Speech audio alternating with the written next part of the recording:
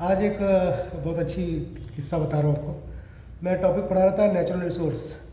तो उसमें मैंने बताया कि जो है पूरे दुनिया में जो 20% डेवलप कंट्री है, ये 80% कुदरती वसाइल नेचुरल रिसोर्स का इस्तेमाल कर रही है, और जो रिमेनिंग 80% डेवलपिंग और अंडर डेवलप और पुअर कंट्रीज़ हैं, ये रिमेनिंग जो 20% रिसोर्स है उस पर निर्भर है। ये अनइक्विलिब्रियम डिस्ट्रीब्यूशन जो है वो हमें वॉर की तरफ ले जाता है।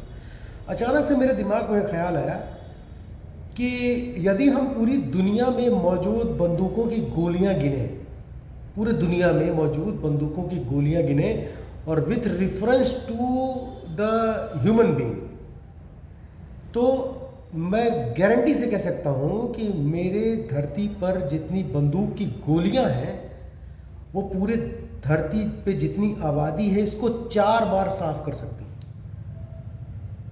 इतनी गोलियां हमारी धरती पर हैं।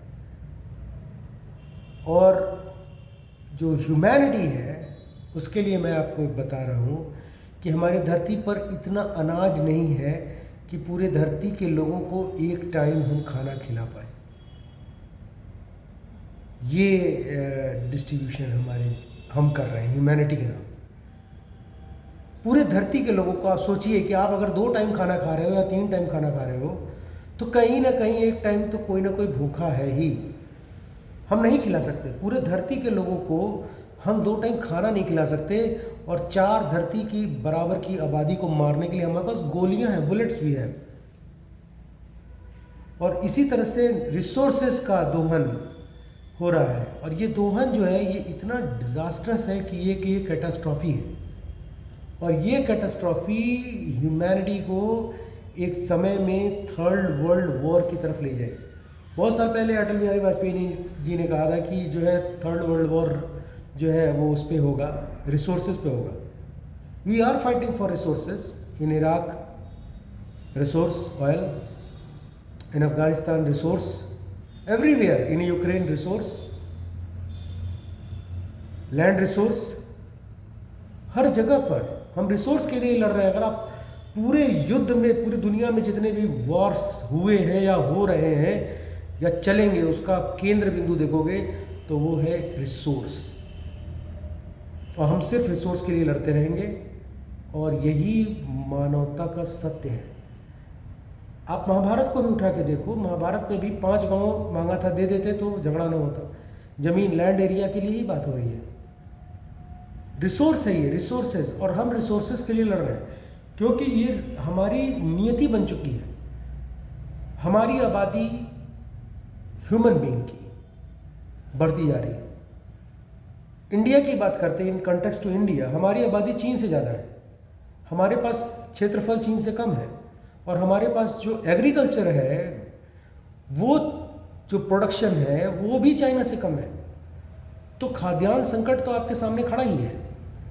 ऊपर से भारत के जो एग्रीकल्चर है वो सिर्फ और सिर्फ एक फैक्टर डील करती है, वो है environment. And this is the biggest cause of loss in GDP, declining in economic sector. और अगर हम पर्यावरण को अपने ध्यान नहीं देंगे तो ये सब होता रहेगा। और ये कहाँ से शुरू हो रहा है? अनइक्विलिब्रियम डिस्ट्रीब्यूशन ऑफ रिसोर्सेज। और ये सरकार को समझना होगा, सरकारों को समझना होगा कि बिना पर्यावरण के आप इस धरती पर रह ही नहीं सकते, रह ही नहीं सकते। अभी दिल्ली का हाल देख लीजिए, आप पाकिस्तान का हाल देख लीजिए, 1000 AQI पहुंच गया था। दिल्ली वाले तो फार बेटर है, 500, 700, 600 पहुंच रहे हैं, उधर 1000 पहुंच गया। ऐसे ही AQI बीजिंग में पहुंच जाता है, चाइना में पहुंच जाता है। ऐसा नहीं है कि इंडिया में ही पोल्यूशन है, वर्ल्ड लेवल पर बात हो रही है। और हमको जो ये एडिक्शन है इसको भी त्यागना होगा।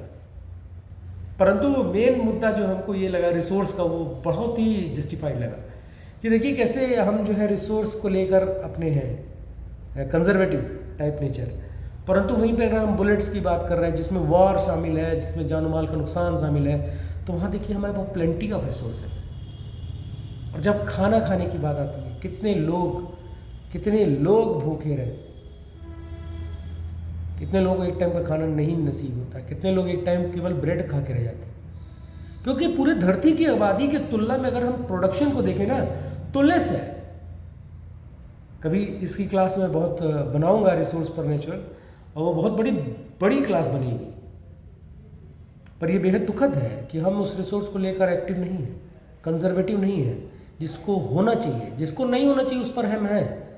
इस पर livings law of the minimum कहता ही है कि हम उस पर नहीं सर्वाइव करते जो हमारे पास प्लेंटी है, हम उस पर जीवित हैं जो हमको मिनिमम मात्रा में मिलता है। Thank you very much, have a nice day.